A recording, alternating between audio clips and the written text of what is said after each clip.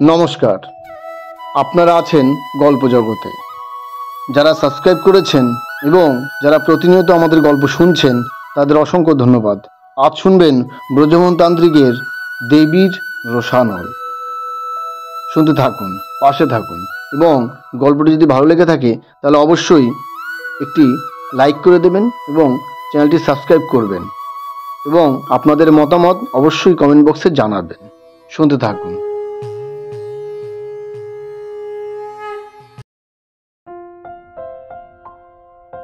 সেদিন ব্রজমোহন তান্ত্রিকের বাড়ি পৌঁছে দেখি উনি ওনার ছোট্ট বৈঠকখানায় বসে একটা দেবদেবীর পুঁথি দেখছে। আমি বসেই বললাম, ওটা তো দেবদেবীর পুঁথি দেখছেন, তাই তো? তা আমি একটা প্রশ্ন করব। দেখলাম উনি শুধু হাসলেন। বুঝলাম উনি সম্মতি দিয়েছেন।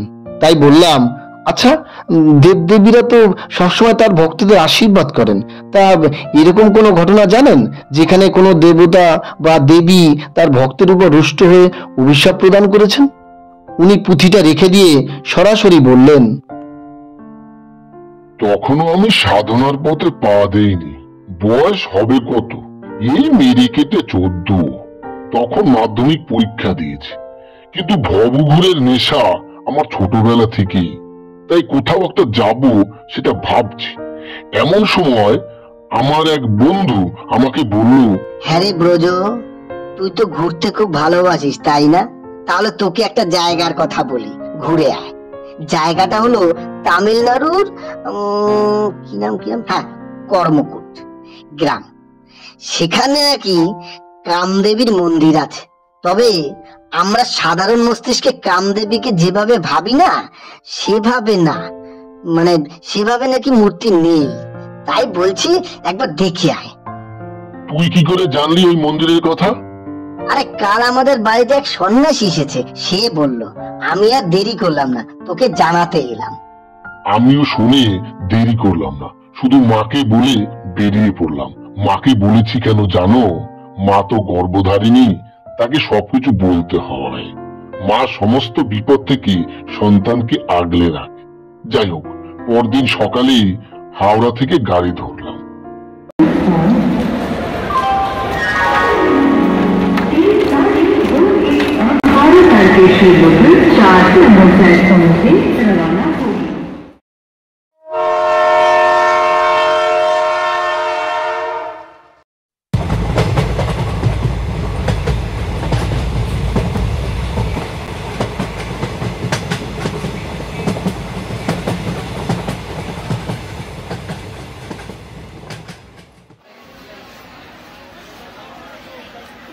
তিন দিন পর তামিলনাড়ু নামলাম।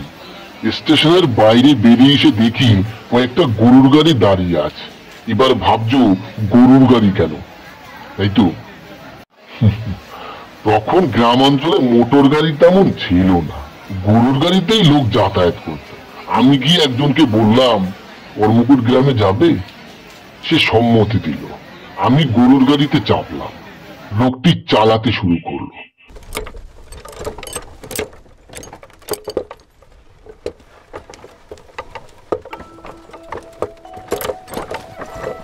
গরুর গাড়িতে যেতে যেতে প্রকৃতি দেখছি। আহা, কি সুন্দর বাতাস বইছে, আর তাতে বিভিন্ন নাম না জানা ফুলের সুবাস বইছে, নাকে ভেসে আসছে। রাস্তার দুধারে ধান, পাট, আখ, কত ক্ষেত। সেই দিনগুলোর কথা মনে পড়লে চোখে জল আসে। বুঝলে আবির, কি দিন ছিল আর কি দিনে এসে পড়লাম। মাঝে মাঝে ভাবি, বিভিন্ন পন্থা অবলম্বন করে আয়ু বাড়ানোটা ভুল ছিল। এর চেয়ে মৃত্যু হলেই ভালো হতো। এইরকম বিষাক্ত দিন তো দেখতে হতো না। কি বলছেন এসব? এসব কি বলছেন? বলছেন যাচ্ছিলেন তামিলনাড়ু কর্মকুট গ্রামে, সেখান থেকে মরার কথা কেন? এই যা, বলতে বলতে অন্যদিকে চলে এসেছি, তাই না? আসলে কি জানো, রাগ করো না, আসলে বয়স হয়েছে তো, তাই বলতে বলতে অন্য কথায় চলে যায়। যাই হোক, যেটা বলছিলাম, প্রায় ঘন্টাদের পর কর্মকুট গ্রামে আমাকে নামিয়ে দিল গারোয়ান। গারোয়ান মানে বোঝো তো, যে গরুর গাড়ি চালায় তাকে গারোয়ান বলে। তা সে যাই হোক, আমি গাড়ি থেকে গারোয়ানকে জিজ্ঞাসা করলাম, এখানে একটা মন্দির আছে না, সেটা কোথায় বলতে পারো? গারোয়ান বলল, মন্দিরে যাবেন? এখান থেকে সোজা চলে যান, মন্দির দেখতে পাবেন। আমি হাঁটা দিলাম।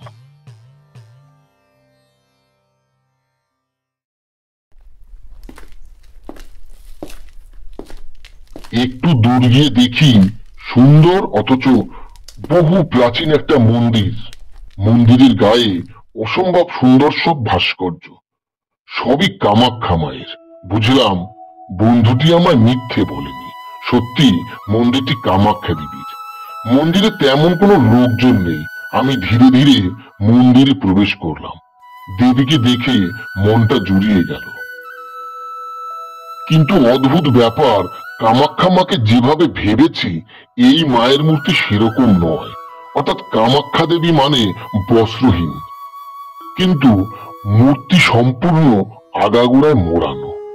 আমি একটু অবাক হয়েই ভাবলাম, এরকম কেন? তারপর দেবীকে বিনম্র প্রণাম করে সবেমাত্র ফেরার জন্য পা বাড়িয়েছি, অমনি মন্দিরের ভিতর থেকে এক পূজারী বলে উঠলেন, কি মায়ের মূর্তি দেখে অবাক হয়েছে বুঝি? তা হবারই কথা। বস্ত্রহীন মা যেখানে বস্ত্র পরিধান করে, তাতে কি আর অবাক না হয় পারা যায়? অবাক হওয়াটাই স্বাভাবিক। আমি বলতেই যাব এর কারণ কি, কিন্তু বলার আগেই উনি আমার মুখের দিকে ভালো করে তাকিয়ে বললেন, তোমার কপালে পরিষ্কার দেখতে পাচ্ছি তুমি ভবিষ্যতে একজন বড় মাপের সাধক হবে। তাই বস্ত্রহীন মায়ের বস্ত্র পরার ঘটনাটা তোমাকে বলবো, তোমার জানা উচিত, কারণ ভবিষ্যতে কাজে লাগবে। এসো, তুমি আমার সাথে এসো। আমি এই মন্দিরের পিছনে একটা কুটিরে থাকি। আমি আর কোনো কথা না বলে ওনার সাথে ওনার কুটিরে গিয়ে বসলাম। উনি বললেন, তুমি কোথা থেকে আসছো বাবা? পশ্চিমবঙ্গ থেকে। তাহলে তো অনেক দূর থেকেই এসেছো। আগে হাত মুখ ধুয়ে নাও। আমি হাত মুখ ধুয়ে তারপরে ওনার সামনে এসে বসলাম। তারপর এসে বসতেই উনি আমাকে কিছু মুড়ি আর সাথে গুড় দিয়ে বললেন, অনেক দূর থেকে এসেছো, নিশ্চয়ই খিদে পেয়েছে। আমি সাধারণত একজন পূজারী, আমার তো তেমন কোনো সামর্থ্য নেই, তাই এই গুড়মুড়ি দিয়ে চালিয়ে নাও। নাও, এবার গুড়মুড়ি খেয়ে একটু জল খেয়ে নাও, দেখবে তাতে পেট কিছুটা ভরবে। তারপর তোমায় বলছি। আমি মুড়ি গুড় খেয়ে একেবারে পদ্মাসনে বসে পড়লাম ঘটনাটা শোনার জন্য। উনি বলতে শুরু করলেন,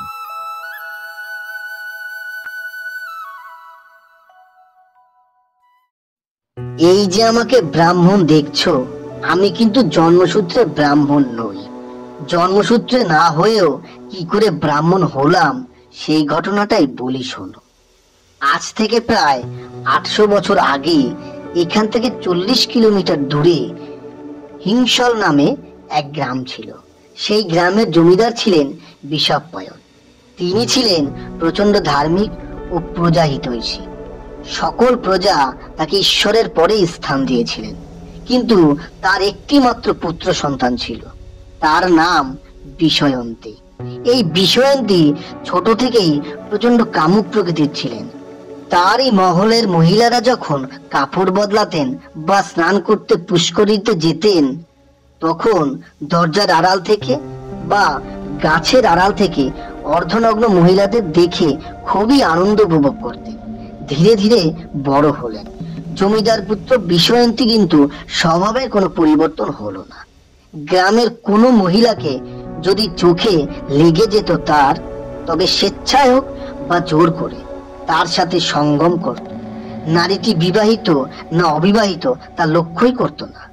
গ্রামের মানুষ অনেকবার জমিদারকে ব্যাপারটা জানিয়েছে। জমিদার মশাই বিষয়ন্তীকে এই ব্যাপারে বহুবার অনেক কথা বলেছে, কিন্তু সেই কথা কানে নেয়নি জমিদার পুত্র। অবশ্য একমাত্র সন্তান বলে তেমন কোনো ব্যবস্থাও নেয়নি জমিদার। এভাবে চলতে থাকে দিনের পর দিন। কিন্তু এমন একটা কাজ করলো বিশয়ন্তী যা জমিদার মশাই কিছুতেই মানতে পারল না। জমিদারের কোনো কন্যা সন্তান না থাকায় তার এক দূর সম্পর্কের বোনের মেয়েকে নিজের মেয়ের মতো মানুষ করবে বলে জমিদার বাড়িতে নিয়ে এলেন। বিশয়ন্তী সেই মেয়েটিকে কামের বশে জোরপূর্বক সঙ্গম করে এবং মেয়েটি লজ্জায় ঘৃণায় জমিদার বাড়ির পুকুরে আত্মহত্যা করে। এই খবর বিষয়প্রাণ পেয়ে সেই মুহূর্তেই বিশয়ন্তীকে ডেকে পাঠালেন এবং বললেন, এতদিন আমি তোমার সমস্ত অপরাধ ক্ষমা করে দিয়েছি, সেটা স্নেহ নয়, তুমি একমাত্র সন্তান বলে। কিন্তু আজ তুমি যে অপরাধ করেছো সেটা শুধু নোংরামই নয়, পৃথিবীর সবচেয়ে ঘৃণ্য কাজ। কারণ তুমি যার সাথে কামের নেশায় মত্ত হয়ে সন্ধান করেছো সে সম্পর্কে তোমার ভগিনী, আর এক ভ্রাতা তার ভগিনীকে সঙ্গম নয় বরং স্নেহে পরম যত্নে তাকে আগলে রাখে, তার সুন্দর ভবিষ্যতের জন্য সুরক্ষার কথা ভেবে একজন সুপাত্র দেখে বিবাহ দেয়। কিন্তু তুমি নিজেই ভগ্নীর ভবিষ্যৎকে অসুরক্ষিত করেছ, তাকে কলঙ্কিত করেছ, তার মৃত্যুর পথ প্রশস্ত করেছ। এর জন্য তোমার একটাই শাস্তি, মৃত্যুদণ্ড। কিন্তু এরপরও তোমাকে মৃত্যুদণ্ড দিলাম না, এই মুহূর্তে তুমি রাজ্য ত্যাগ করে চলে যাবে। আমি জীবিত অবস্থায় তোমাকে যেন আর কখনো এই রাজ্যে কোথাও না দেখি। এই কথা শোনার পরও বিশয়ন্তীর কিন্তু কোনো হেলদোল নেই।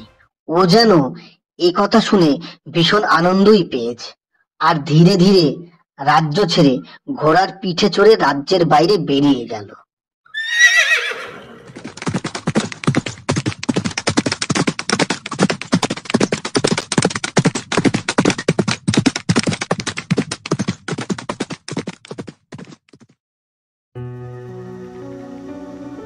অন্য রাজ্যে গিয়েও স্বভাবের কোনো পরিবর্তন করলো না। একটি অতি সুন্দরী গৃহবধূ যখন নদীতে স্নান করছিল,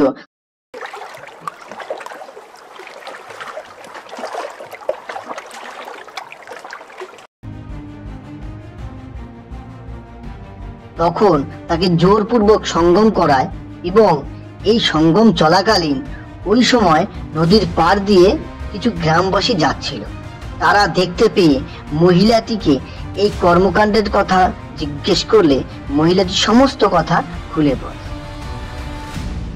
আপনারা বিশ্বাস করুন, আমি নদীতে প্রথমে একাই স্নান করছিলাম। তখন ওই মানুষরূপী পশুটা আমাকে ওর সাথে সঙ্গম করতে বাধ্য করে, বলেছে সঙ্গম না করলে মেরে ফেলবে। তাই তো প্রাণের ভয়ে আমি সঙ্গম করতে রাজি হই। এই কথা শুনে গ্রামবাসীর একত্রে বিশয়ন্তীকে প্রচন্ডভাবে আঘাত করে।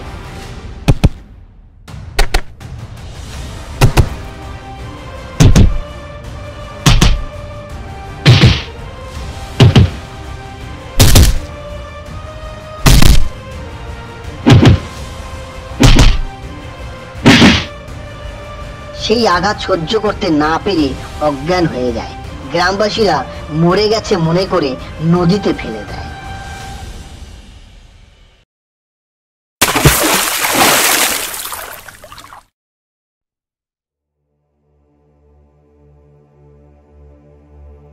বিশয়ন্তীর অচৈতন্য দেহ ভাসতে ভাসতে একটা চড়ায় গিয়ে আটকে যায়। এভাবে দুদিন চড়ায় অচৈতন্য হয়ে বিশয়ন্তী পড়ে থাকে।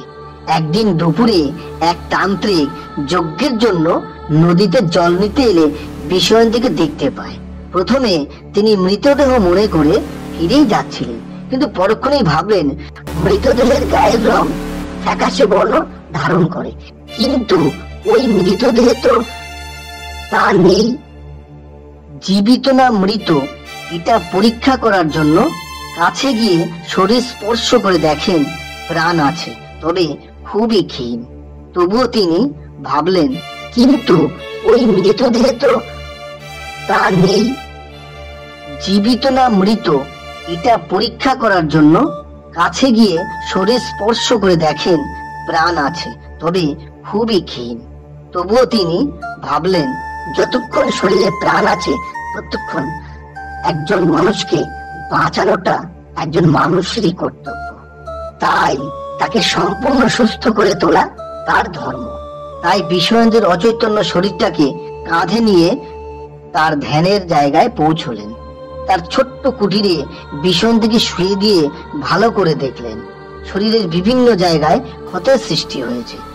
প্রথমে তিনি ভেবেছিলেন বোধহয় দীর্ঘদিন জলে ভাসমান অবস্থায় থাকার ফলে জলজ প্রাণীরা শরীরটাকে খাবার ভেবে শরীর থেকে মাংস ছিঁড়ে নিয়েছে, তাই ক্ষতের সৃষ্টি হয়েছে। কিন্তু পরক্ষণেই নিপুণভাবে ক্ষতগুলো পরীক্ষা করার পর বুঝলেন এই ক্ষতগুলো কোনো জলজ প্রাণীর দ্বারা সৃষ্টি নয়, বরং মানুষের অমানবিক অত্যাচারের ফল। তাই তিনি ঈশ্বরকে স্মরণ করে মনে মনে বললেন, হায় ঈশ্বর, তুমি মানুষকে পৃথিবীর সর্বশ্রেষ্ঠ জীব তৈরি করে এই ধরাধামে পাঠিয়েছ। অন্যান্য জীবজন্তুর চেয়ে মানুষের বিবেক বুদ্ধি অনেক গুণ বেশি, অনেক বেশি দিয়েছ। অথচ তোমার সেই প্রিয় জীব মানুষ নিজের বিবেক বুদ্ধি মনুষ্যত্ব এমনকি অন্যের প্রতি মায়া মমতাটুকু আজ হারিয়ে ফেলে। তুমি দেখো একজন মানুষকে কি নির্মম ভাবে আঘাত করেছে এবং মৃত মনে করে নদীতে ফেলে দিয়েছে। তবুও বলবো, তুমি পৃথিবীর সকল মানুষ তথা সমস্ত প্রাণীকুল এই জগৎ সংসারকে খুব ভালো রেখো। সবাই যেন খুব ভালো থাকে, শান্তিতে থাকে। মনে মনে এই কামনা করে বিভিন্ন গাছ লতা পাতার ঔষধি তৈরি করে ক্ষতস্থানে দিলেন এবং দিন রাত এক করে সেবা শুশ্রূষা করে বিশ্বয়ন্তীকে সম্পূর্ণ সুস্থ করে তোলেন। কিছুদিন পর শরীরের ক্ষত হওয়ার এবং নদীতে অজ্ঞান হয়ে পড়ে যাওয়ার কারণ জানতে চাইলেন। বিশ্বয়ন্তী তার জীবনের সমস্ত কথা বললেন। সব শুনে তান্ত্রিক বললেন, কাম বড় খারাপ জিনিস বাবা, একে নিজের শরীরে বশীভূত করতে হয়, নতুবা এই কামের প্রভাবে মানুষ অনৈতিক কার্য করে বসে, যেটা কোনোভাবেই করা উচিত নয়। তুমি কামকে বশীভূত করতে পারোনি, তাই ভগ্নের সঙ্গে সহবাস করেছ, আর এটা মহাপাপ। এর থেকে মুক্তির একটা উপায় আমি বলে দিচ্ছি, একটা মন্ত্র শিখিয়ে দেব। সেই মন্ত্র পঞ্চমন্দির আসনে বসে জপ করবে, ততদিন করবে যতদিন মা কমলা এসে না দেখা দেয়। এরপর যখন দেবী দেখা দেবে, তখন দেবীর কাছে তোমার সমস্ত পাপের জন্য ক্ষমা চাইবে। অবশ্যই তোমায় ক্ষমা করে দেবে, কারণ দেবী কমলা করুণার সাগর। মা তোমাকে ক্ষমা করে দিলেই তুমি এক পবিত্র আত্মা হয়ে উঠবে। এখন মন্ত্রটা বলছি, ভালো করে শিখে না, কারণ তোমাকে মন্ত্র শেখানোর পর আমি এই স্থান ত্যাগ করব। তান্ত্রিক মন্ত্র শিখিয়ে জায়গা ত্যাগ করে চলে গেলেন। বিশ্বয়ন্তী তান্ত্রিকের শেখানো মন্ত্র পঞ্চমুণ্ডির আসনে বসে উচ্চ স্বরে উচ্চারণ করতে লাগলো। ওম তজ্জভূতায় সর্বং কমলাবশী নারিত খলায় দৈন্দিচম নত কর্মতাতে ফলম দেবী সংহং নমস্তুতে নমঃ। এই মন্ত্র এক মনে দীর্ঘ 6 মাস উচ্চারণ করার পর এক অমাবস্যার রাতে দেবী কমলা বিশ্বয়ন্তীর সামনে প্রকট হলেন।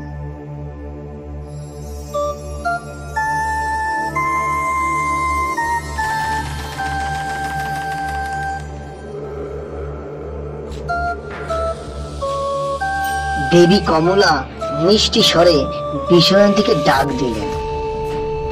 বিশ্বয়ন্তী, চোখ খোলো, তোমার সাধনায় আমি মুগ্ধ, তাই তো তোমার মনের আশা পূরণ করতে আমি প্রকট হয়েছি। বিশ্বয়ন্তী চোখ মেলে দেখলো দেবী কমলাকে।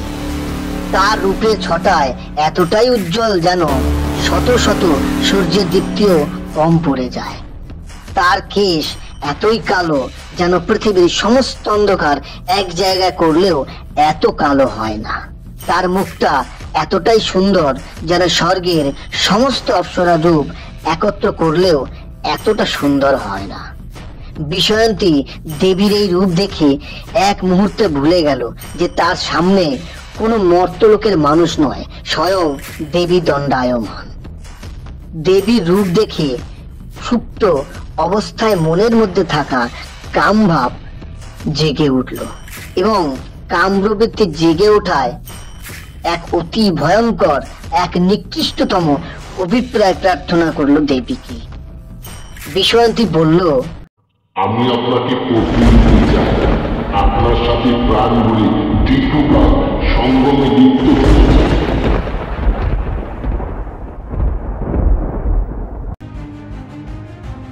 কথাটা শুনেই দেবী তার বাস্তবিক রূপ ধারণ করলেন। তারপর বললেন,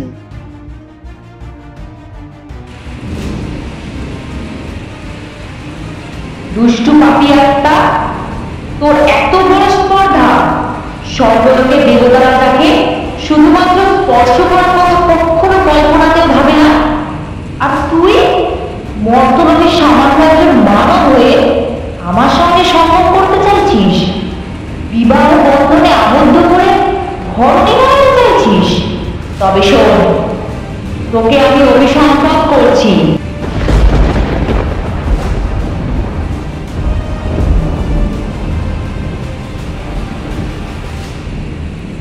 আমি প্রস্থান করার পর তোর শরীরে কোনো রকম বস্ত্র থাকবে না, সম্পূর্ণ উলঙ্গ হয়ে এই বনে ঘুরে বেড়াবি। চোখের সামনে যে জন্তু দেখবি তার সঙ্গে সঙ্গম করবি এবং সঙ্গম শেষে তোর একটা অঙ্গে পচন ধরবে।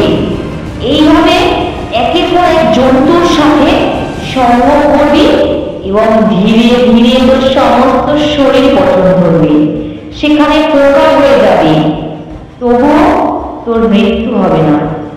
তুই মৃত্যুর যন্ত্রণায় ছটফট করবি, যন্ত্রণায় গলা ছিঁড়ে চিৎকার করবি, তবুও এতটুকুও যন্ত্রণা করবে না, আর মৃত্যুও হবে না।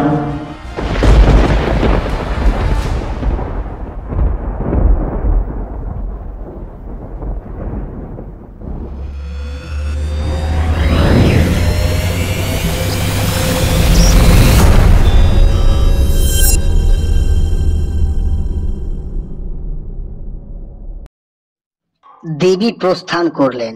চারদিক অন্ধকারে ঢেকে গেল। দেবীর অভিশাপের প্রভাবে বিশ্বয়ন্তী সামনে থাকে একটি গাইকে নারী ভেবে সঙ্গম করতে থাকলো।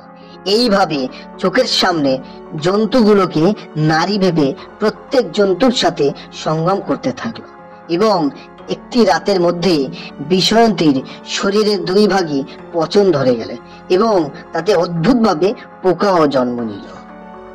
দিনের বেলাতে অচৈতন্য হয়ে পড়ে থাকতো, রাতের বেলা বিভিন্ন জন্তুর সাথে সঙ্গম করত। এইভাবে কয়েকদিনের মধ্যে বিশ্বয়ন্তীর সমস্ত শরীরে পচন ধরে যায় এবং তাতে পোকা হয়ে যায়, যন্ত্রণায় চিৎকার করত।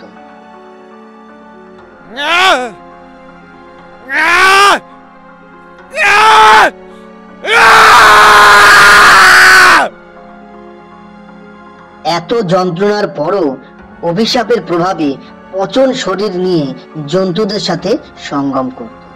সমস্ত শরীর থেকে মাংস খসে পড়তে লাগলো, শরীরের হাড় বেরিয়ে গেল, নিঃশ্বাস নিতে খুবই কষ্ট হতো, তবুও মৃত্যু হলো না।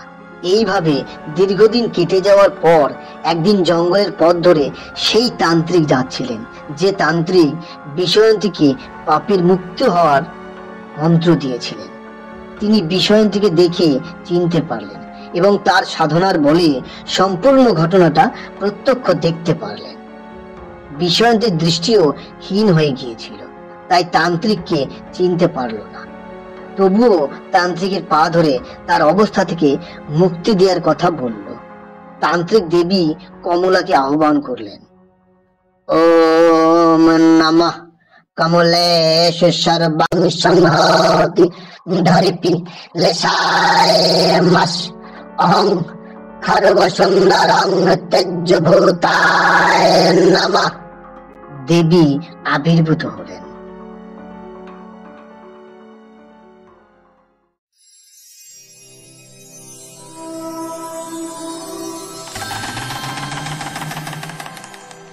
বলো সুরনাথ, আমায় স্মরণ করলে কেন? হে দেবী, আপনি তো সর্বজ্ঞা, আপনার অজানা কিছুই নয়। তবুও নিয়ম রক্ষার্থে আপনাকে বলছি, আপনি বিষয়টিকে তার পাপের মুক্তির জন্য আপনার সবচেয়ে সহজ আহ্বান মন্ত্র শিখিয়েছিলেন। কিন্তু ওই মূর্খ কামনার বশে আপনার মাতৃরূপকে অবজ্ঞা করে আপনাকে শুধুমাত্র একজন রূপবতী নারী মনে করে আপনার সাথে একাত্ম হতে চেয়েছে। হে মাতা, ও এক সামান্য মানব, ওর বড় ভুল হয়েছে, ও বড় ভুল করেছে। আমি আপনার একজন তুচ্ছ সেবক মাত্র, আর তার সাথে সাথে এক অতি সামান্য সন্তান। তাই আমি ওই পাপী হয়ে আপনার কাছে ক্ষমা প্রার্থনা করছি। আপনি তো করুণাময়ী, ওকে একটি পতঙ্গ মনে করে ক্ষমা করে দিন। দেবী ভক্তির কথা ফেলতে পারলেন না, বিষয়টিকে ক্ষমা করে দিলেন।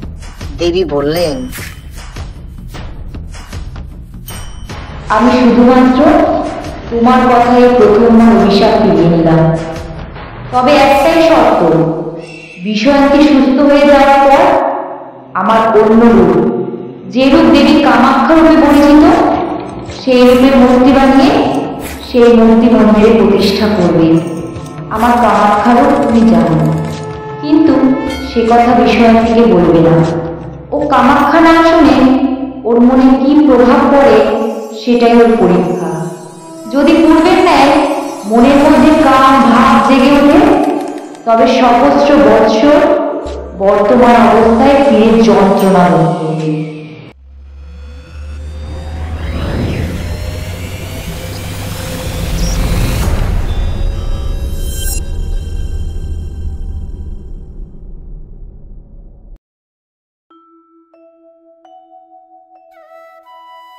দেবী প্রস্থান করার পর বিষয়ন্তী সম্পূর্ণ সুস্থ হয়ে গেল এবং তান্ত্রিক দেবীর বলা সমস্ত কথা বললেন। বিষয়ন্তী আর কোনো কথা না বলে তান্ত্রিককে ষষ্ঠাঙ্গে প্রণাম করে এই জায়গায় এসে নিজ হাতে মায়ের মূর্তি তৈরি করলেন এবং মানুষের সাহায্যে এই মন্দিরটি তৈরি করলেন। নিজেই দেবীর পুজো করেন এবং বলেন, এটি মা দেবী কামাখ্যা, কিন্তু আজ থেকে এই মন্দিরে আমার মা নির্বস্ত্র হয়ে থাকবে, এই শাড়ি পরে থাকবে এবং মাতাকে কামাখ্যা নয়, একজন দেবী, শুধু একজন দেবী, কোনো কাম ভাবে আশায় তোমরা কেউ পুজো করবে না। সবাই এই মাতৃজ্ঞানে পুজো করবে, সবাই এই মায়ের চরণে নিজেদের উৎসর্গ করবে। এবং আমি ব্রাহ্মণ নই, তবুও দেবীর আদেশে আমি পুজো করছি। তাই আমার পরবর্তী বংশধররাই এই মন্দিরের পুরোহিত হিসেবে নিযুক্ত থাকবে এবং তারাই পুজো করবে। আমি বিষয়ন্তীর বংশধর। আমি পরদিন সকালে বাড়ি ফিরি। ব্রজমোহন বলা শেষ করলেন। আমি দেখলাম আমার গায়ে কাঁটা দিয়েছে। আমি ধীরে ধীরে বাড়ির পথে পা বাড়ালাম।